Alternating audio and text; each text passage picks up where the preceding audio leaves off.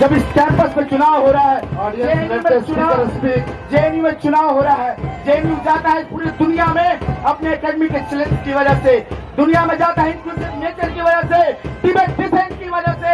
लेकिन आज ये जो सत्तासीन सरकार है वो बदनाम करने की कोशिश कर रही है। चुभता है इसे कि गरीब का बच्चा इतनी बेहतर पढ़ाई कैसे कर रहा है। कहा जाता है कि जेएनयू के छात्रों को सड़क पर खड़े करके गोली मार देना चाहिए। अरे किसको गोली मार देना चाहते हैं आप? कल के रोज कल तसव्वुर कीजिए, हम और आप में से कोई नॉर्थ गेट के बाहर निकले और कोई सरफिरा अगर गोली मार दे तो उसका जवाबदेही कौन होगा? ये सरकार से सवाल है हमारे से। कहना चाहते कि जिस तरह से बात पीछे बढ़ावा दे रहे हैं और शर्म देखिए कि ये चुनाव भी लड़ रहे हैं, वोट भी मांगना है। खैर ये जेएनयू की डेमोक्रेसी है कि जो ऐसे लोगों को भी चुनाव लड़ने का मौका देती है। मारपीट से सिर्फ हमारा खून नहीं बहता है। झारखंड में, बिहार में, तेलंगाना में, राजस्थान में, किसी गांव में वहां के लड़कियां लड़कियों का सपना भी उस मारपीट से मर जाता है। इसकी बात नहीं करते बात करते कि आप मानते होंगे कि गौमूत्र से कैंसर ठीक होता है, लेकिन आज भी हम साइंस और साइंटिफिक रिसर्च की पैरोकारी करते हैं। यहाँ पर निजीकरण के नाम पे जो इंजीनियरिंग के साथ स्कूल ऑफ इंजीनियरिंग के साथ धोखा हुआ है, हमसे ज्यादा फीस उठाया गया और इंफ्रास्ट्रक्चर कुछ नहीं दिया गया। ऑडियंस, इस कैंपस में जब तक किसी के सर पर छत नहीं गिरता है तब तक रिनोवेशन का काम नहीं होता है। पीडब्ल्यूडी के लिए सुपर कैंपस नहीं बनाया जाता है। हम देखते हैं कि इस कैंपस में बेबाक, बेखौफ आजाद महिलाओं की आवाज को दबाया जाता है, जेंडर माइनॉरिटी के शब्द को दबाया जाता है और जीएसटी को खत्म कर दिया जाता है। मैं उसके खिलाफ यहाँ पे खड़ा हूँ। जब सुबह सुबह हम जागते हैं तो देखते हैं कि आपके वॉशरूम को कोई साफ करके रखता है। कौन है वो? ये सैनिटेशन वर्कर है। इस कैंपस का 3-3 महीने तक उसकी तनख्वाह नहीं आती है। ये शर्म करना चाहिए इनको। इसी कैंपस के 400 कर्मचारी जो दिन रात हमारे साथ मिलकर इस कैंपस को चलाने के लिए अपना खून पसीना बहाते हैं, उनको कभी भी किसी वक्त भी निकाल देने की साजिश यहाँ पे चल रही है। उसके खिलाफ मैं यहाँ पे बोल रहा हूँ। और ये हमला ऐसा नहीं, अरे साफ बात है।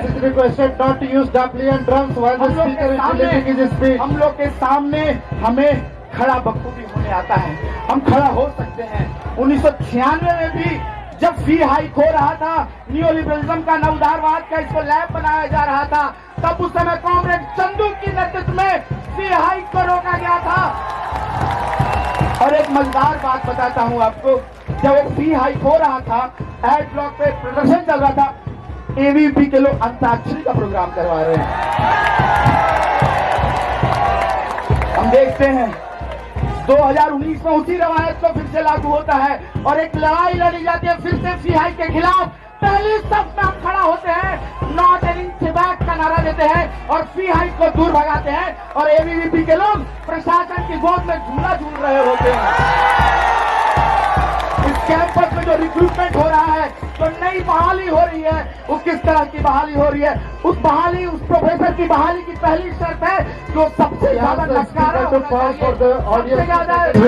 ये वो लेफ्ट लेड यूनियन है जो फिलिस्तीन के पक्ष में आवाज बुलंद करता है, जो मणिपुर के पक्ष में आवाज बुलंद करता है, जो कश्मीर के लोगों को बिना बताए उनसे 370 छीन लिया जाता है, तब आवाज बुलंद करता है। और कमाल की देखिए आज की बात है कि लद्दाख के लोग अपना संघर्ष कर रहे हैं।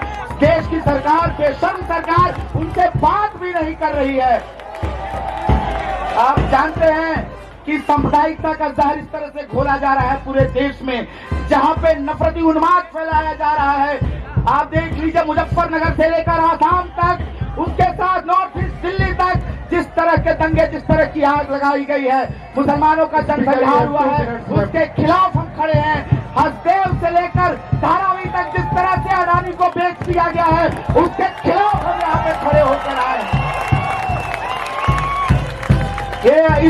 ये हमारी रवायत है, ये हमारी लड़ाई है जिसको हम लेकर चलते हैं। आने वाले वक्त में जब ये छात्र संघ छूट के आएगा, तो हम आपको ये ऐलान करते हैं कि जो एमसीएम है जो 2000 रखा हुआ है उसको 5000 करवाया जाएगा। ये इंश्योरिटी देते हैं, लड़ाई की ताकत रखते हैं। नॉन नेट फेलोशिप जो 5000 से 8000 के बीच में अटका पड़ा है उसको 20,000 तक करवाने की हम लड़ाई लड़ेंगे कि बेहतर रिसर्च हो सके, बेहतर पढ़ाई हो सके।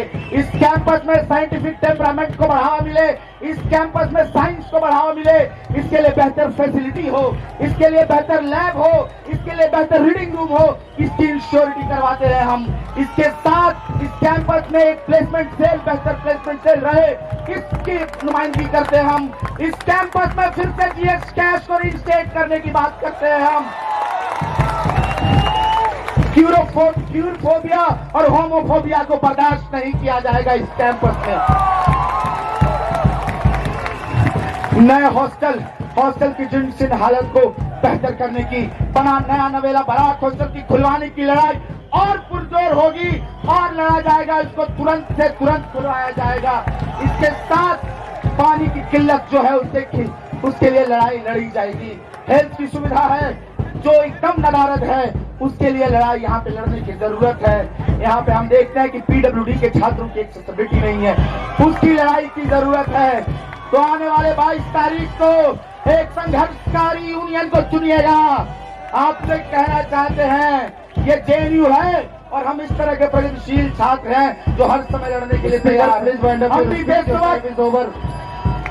Speaker, please wind up your speech. Your time is over.